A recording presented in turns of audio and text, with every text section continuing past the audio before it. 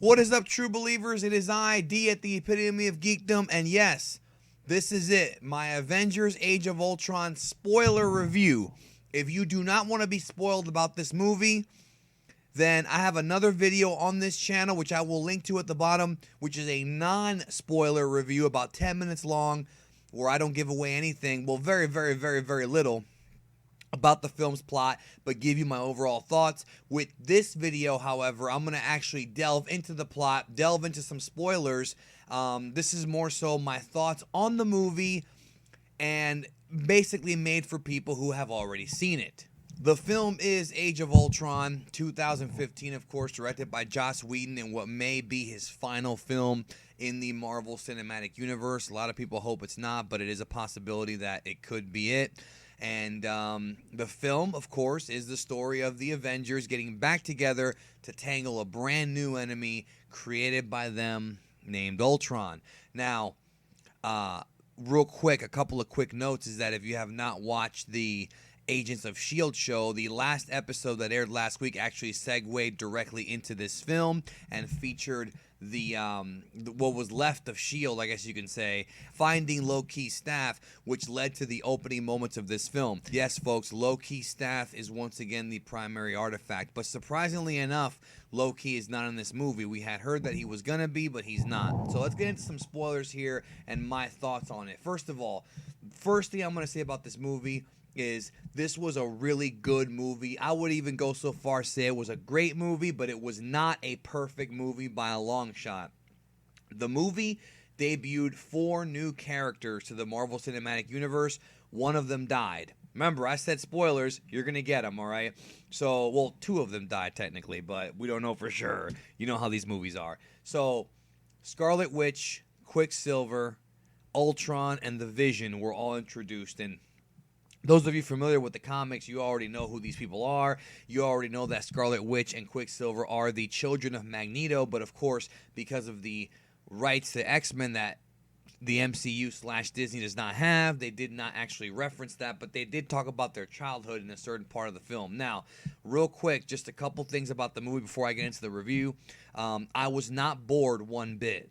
There was not a single moment in this film that I was bored. The pacing, even though the pacing was extremely disjointed in the first half of the movie, I felt the first half of this film needed a little bit better editing, in my opinion. I thought the origin of Ultron was way, way, way too fast, and I felt like the establishment and character development for Quicksilver and Scarlet Witch was not what it should have been. But again, these are the challenges faced when you have to squeeze in a big story into a 2.5-hour movie. You can't really tell a huge story like in the comics where you have issue after issue after issue to establish these characters and develop them, so they had to really rush it. So the film begins with the Avengers once again assembled, invading a Hydra base, and we have our first big action sequence of the movie. Very smooth, very typical of the MCU, especially with Guardians of the Galaxy and the first Avengers movie. Great choreography, just stuff that you would expect. Just to kind of establish the team is back together. Now, those of you who watched Iron Man 3, you remember that at the end of Iron Man 3, it becomes apparent that Tony Stark is retired from being Iron Man. Well, he's back in the Iron Suit for this film. I suppose that the location of Loki's staff was important enough to bring him back into the fold. So we see some action here, and then we start to see kind of what was teased in the trailer, which is the romance between Black Widow and the Hulk, which kind of was a big part about the movie, really a big focus on the film, but we didn't really see any teases of this prior, so it seems like it's something that was kind of happened, in between the last Avengers movie and this one. So the Avengers successfully are able to grab the staff of Loki, and then we meet Quicksilver and Scarlet Witch, who are, as you remember if you watched the end of the post-credit scene of Captain America 3, they're there in the Hydra base. Well, we find out later on in the film they actually allowed themselves to be captured, and their backstory, it's not really that fleshed out. I suppose they might flesh it out more in the future. I personally don't think so. But basically, even though in the comics we know that they are, as I said earlier, Magneto's children, in the film, there was a weapon, like a grenade, if I remember correctly. Again, I just saw the movie, so I don't remember everything, but I remember that apparently they saw a grenade before their house blew up that said Stark on it, and they've had a vendetta against Tony Stark since then. So that's why they actually volunteered to be in Hydra and be experimented on.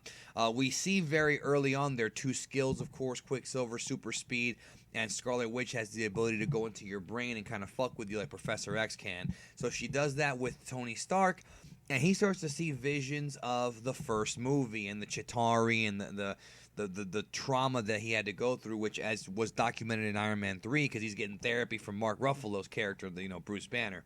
So this kind of springs the story somewhat into action here, in a sense, because this is the motivation behind Tony kind of restarting the Ultron project, which is something that had not been mentioned until now. So this was kind of the beginning of where it was, first talked about. And apparently Bruce Banner knows about the Ultron project because they have a conversation after the whole battle is over about it. So it gets very interesting and a little bit confusing here. So I'm going to do my best to kind of explain this. I think some of it's all going to tie into kind of the mid-credit scene at the end, which I think kind of gives some stuff away. But basically what happens is Stark and Banner discovered that inside of the Scepter's gem, like inside of what we later find out is one of the Infinity Gems, there is like an artificial intelligence inside of the gem, and the artificial intelligence is pretty much what Stark needs to complete the Ultron project. Now, the one theme about this movie that I felt they hammered home strongly was that even though these characters are a great team and they saved the world in Avengers 1, there are still major trust issues and there are still secrets. We see this with Stark, we see it with Jeremy Renner's character Hawkeye, we see it with the Hulk, kind of trying to keep it a secret that he has a thing for Scarlett Johansson's character, Black Widow. So these things, you're noticing them kind of becoming an ongoing issue. So Stark takes that AI and merges it with the kind of project that he was working on to create the sentient Ultron. And what happens is there's a very strange scene where you see Ultron literally being born. He wakes up and Jarvis is talking to him. Jarvis, the computer AI, is talking to him.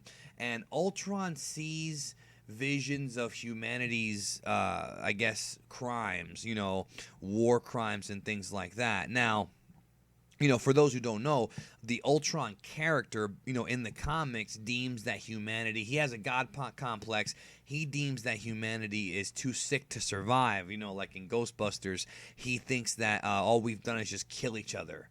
And it's interesting because his resolution is to do the very same thing and kill all of us, which shows that he's AI, but he's also partially human. This is a very interesting duality theme here in this film. I personally felt like the first act of this film was way, way, way too fast. I don't think that we really got a sense for Ultron's anger in this film. That was one thing I will say about the movie. I like the movie, and I like Ultron's portrayal for the most part, but it was not perfect. Now, some people are going to sit there and say, well, he doesn't have an Oedipus complex against Ant-Man because Ant-Man's not there yet, not till the next movie, and against the Wasp and that whole thing. That's fine. I knew they were going to change that, but I felt personally that Joss Whedon should have spent a little bit more time establishing Ultron's hatred for humanity. We saw it, but it was so fast that it was very hard to just kind of digest it, He immediately takes over and shuts down Jarvis and takes over some old beat-up junk Iron Man suits. There's a big party going on, which was in the trailer. Ultron takes about 3 or 4 suits and attacks the Avengers, and they're kind of caught off guard. One of the Ultron suits takes the scepter and escapes. It is established here that Ultron is basically artificial intelligence and no different than a computer virus, and it's spread all throughout Stark Enterprises. So pretty much most of the suits are now being controlled by Ultron. And Ultron leaves, what was left of him. And the next scene that you see Ultron in, he's in this big throne room and he's got his body, like his first form in the film. Obviously in the comics he had multiple forms. Every time that he came back he had a stronger form. Ultron 5, Ultron 6, Ultron 7. Those of you who have read the comics know what I'm talking about. But in this film, again, the pacing was bad. The pacing in this first act was bad because you suddenly see Ultron in his body and that's it. Maybe Joss Whedon felt like we didn't have to see his body being created and formulated. I'm guessing that he took broken bits and pieces of metal and created his body, but it's never actually explained, which to me is not a good thing. So Ultron goes to Strucker's base and basically rebuilds the base and starts to create his body and build an army of drones. The Maximoff twins come in, Quicksilver and Scarlet Witch, and that's when we find out about their revenge against Tony Stark. Ultron tells them that he's going to destroy the Avengers. What he doesn't tell them, which becomes the reason why they go good later on, is that he's actually planning to wipe out all of humanity, not just the Avengers. So they go visit Ulysses Klaue, which is played by Andy Serkis, and I suspected this, and it was true. Klaue, of course, is the primary antagonist for Black Panther, so I'm sure Serkis will be back for that movie. We find out that Klaue is a weapons dealer who used to work with Tony Stark in the past. So Ultron wants vibranium. Now, obviously, I kind of figured this out before the movie came out that, Ultron wants vibranium to create a perfect body, so to speak. But there's actually another purpose for it, which we'll get to in a minute. I did like that. Andy Serkis was pretty cool. It was fun seeing his face for once. He's usually, you never see his face. He's usually motion capture shit. But that was cool. So the Avengers show up here, and there is a scene where Klaue gets his arm cut off by Ultron, and he's, of course, I'm sorry, I didn't mean for that to happen. James Spader as Ultron was very, very funny. And very menacing. James Spader was really, really, really good. Now, which we all kind of thought. Now, what happens here is that the Avengers show up and there's a big fight against Wanda and Pietro and Ultron. Big fight, and basically it kind of goes back and forth until Wanda, basically, Scarlet Witch uses her powers to fuck with the Avengers' mind. So all the Avengers get jacked up in one way or another. Thor starts seeing these weird visions from Asgard. Black Widow starts to see visions herself of her past and how troubling it was. And then the Hulk, pretty much loses his mind, which is what leads to the huge fight in the city that you saw in the trailer between Hulk and the Hulkbuster, which is called Veronica in this movie. This was an amazing sequence, maybe my favorite sequence in the whole movie. I haven't decided yet. They tore this city apart. It was just incredible, an incredible visual spectacle. It was a fun fight. It went back and forth. But the one thing I will say about the first half of this movie, and this is a criticism, and I don't know if a lot of people out there are going to understand what I'm trying to say, but this is how I felt. I felt that this film, for the first half, was basically a series of action scenes and filler in between them to build to the action scenes. The first half of this movie did not really feel like a free-flowing plot at all. It felt like it was action scene, a little bit of build-up, action scene. It was almost like I feel like they spaced out the action scenes throughout the film and then kind of filled in the blanks about how we got there as they were making the film. That's how it felt to me. Like, it didn't feel that natural. Like, I feel like, even though it makes sense to establish her powers, I understand why they did that, And, of course, you want to have a big spectacle because this is a comic book movie. And people come for the sizzle as much as they do the steak. So I get it. It just was more apparent here. Way more apparent in this film than it was in the previous movie, in Avengers 1. Some of the stuff wasn't necessary, but still, I liked the scene. It was just visually awesome. And everybody was on point. And then, of course, what happens afterward is the Avengers have to retreat because now they're being seen as, not a good thing. The news is not digging what the destruction that the Hulk versus Hulkbuster fight caused. So we discover that Cliff, a.k.a. Hawkeye, actually has a double life and has a family and children, which we didn't know about, and the Avengers go hide at his ranch in, somewhere far, far away. It's very interesting because this film, they really focus more on putting development on Jeremy Renner's Hawkeye than pretty much any other character, including Ultron. I felt like Renner's character really got a lot of development in this movie, much bigger role. He kind of was the centerpiece in a lot of the action, and also, of course, the romance between the Hulk and Black Widow was also a big thing. But I actually felt like the Black Widow and the Jeremy Renner storylines, the Hawkeye storylines, kind of took the movie more so than the new characters, which to me isn't really a good thing, but they had to do. I mean, it's only a 2 hour and 20-minute movie. So Thor leaves. Thor is hung up on these visions that he saw of Asgard. Something is going on, and he doesn't know what's going on, but it doesn't look good. It doesn't look like good things are gonna happen. So he leaves the team and goes on his own little quest. So what happens is we get a little more backstory from Black Widow. We discover that Black Widow can't have a baby, and she was gonna the plan was that they were gonna escape together and just get away from all this and just flee together. But Nick Fury shows up, which got a huge reaction in the movie theater. Sam Jackson got a huge reaction, and he encourages the team to fight back. He says, now is not the time to run away. Let's fight back, because even though Ultron's not going to admit it, his end game is to destroy the world. His end game is to wipe out all civilization, which we know, as viewers we know, but the characters in the movie don't know it. They all think it's a personal thing against Tony Stark and the Avengers, but no, Ultron wants to wipe the world of humanity. So that's how it was in the comic. I mean, that's accurate. The only thing that they kind of missed is that Ultron is a much more complex character in the sense that he's the thing about Ultron is that he hates humanity because of everything that humanity's done to itself,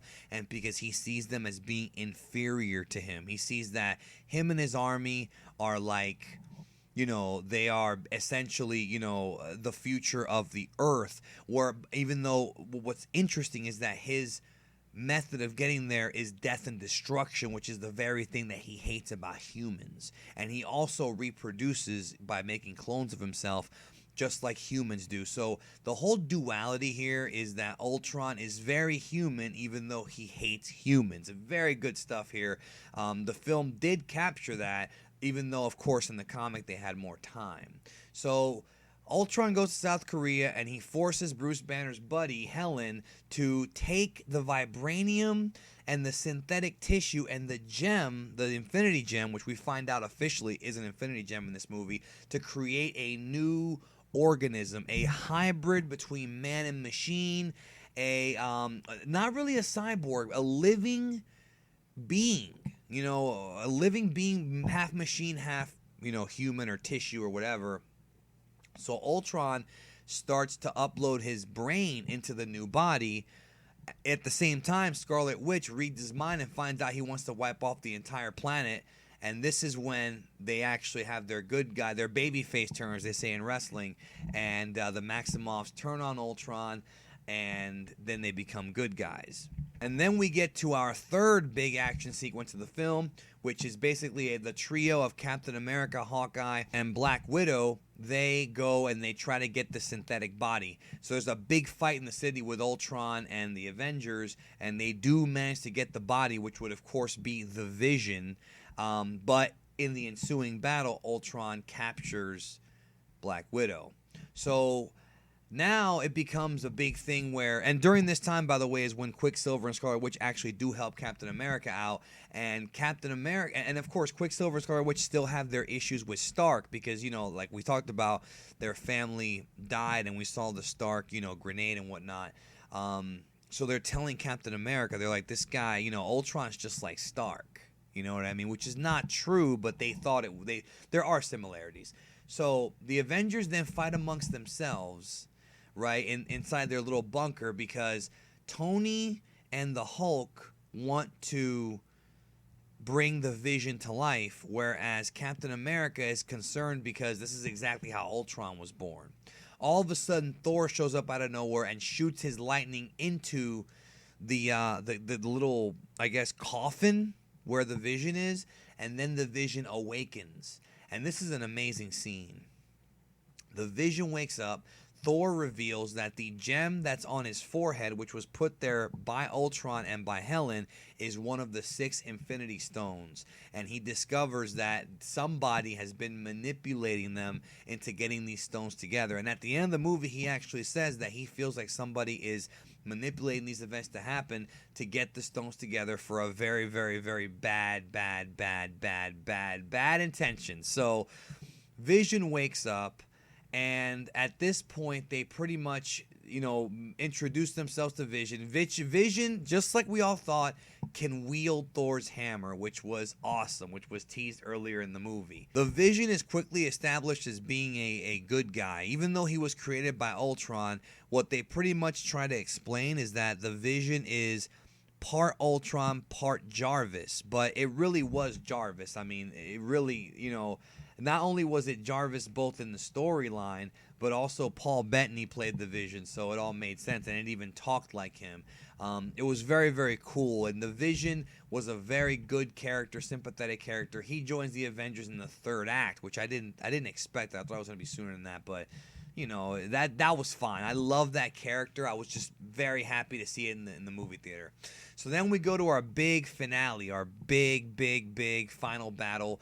They have to go stop Ultron. They have to go end it. And we find out that Ultron has used the vibranium and installed it inside of a city in Sokovia. And his plan, and this is very comic booky, and it was very, very creative and very well done for this film. I'm going to put this over as being very good work here.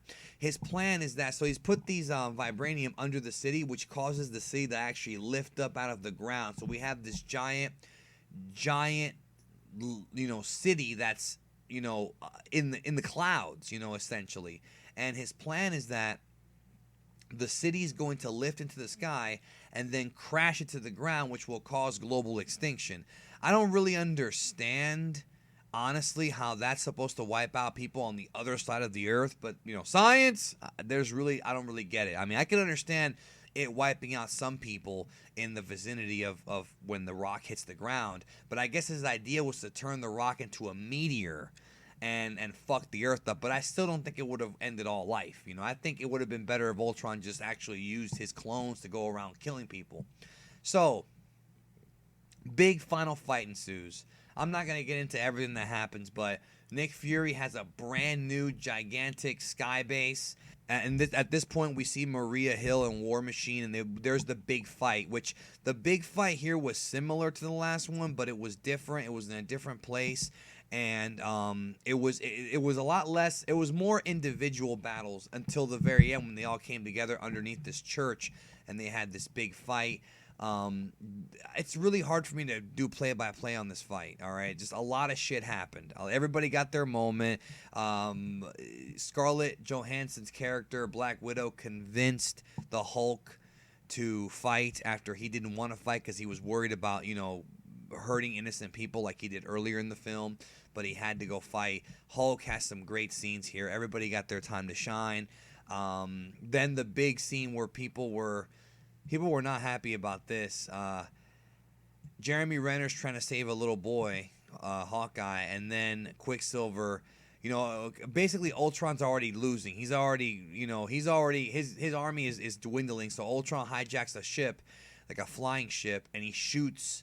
And Quicksilver saves the little boy, and he saves Jeremy Renner at the cost of his life. So Quicksilver does die in this film. Maybe because they wanted to kind of give the X-Men a chance to use the character. I don't really know.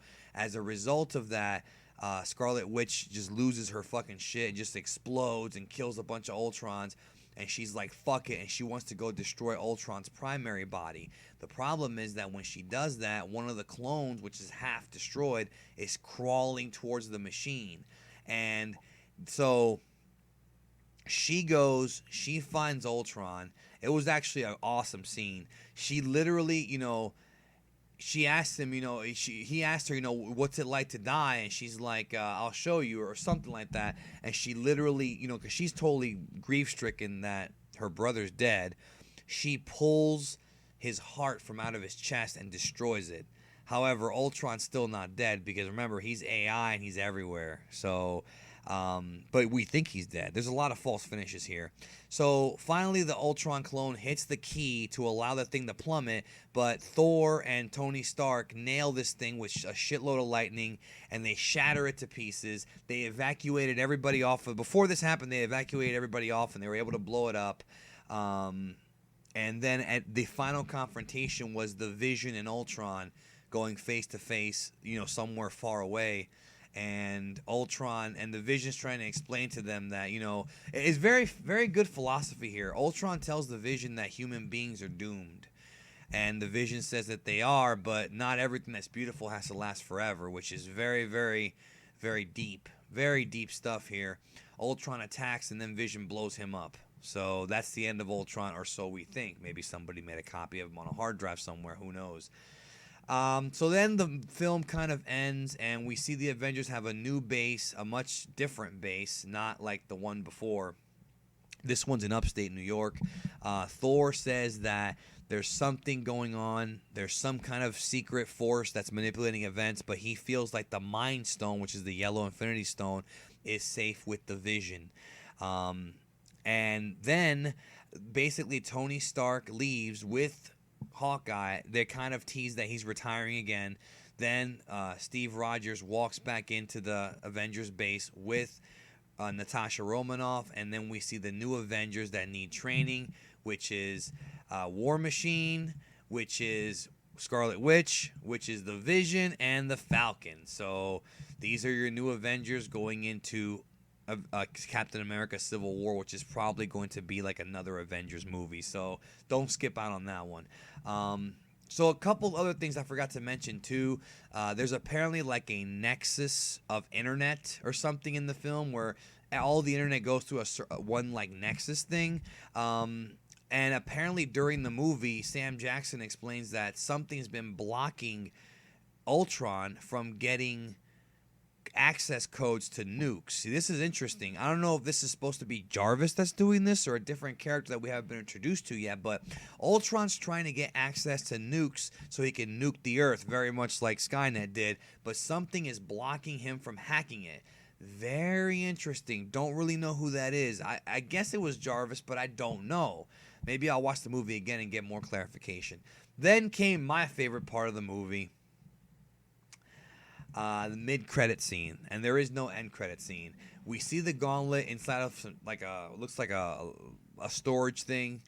Thanos opens it up, grabs it, and says, "Oh, I'll do it myself," or "Yeah, I'll do it myself," and closes it. And I just lost my mind. That was my favorite part of the movie. So yeah, great movie. Not a 5-star movie.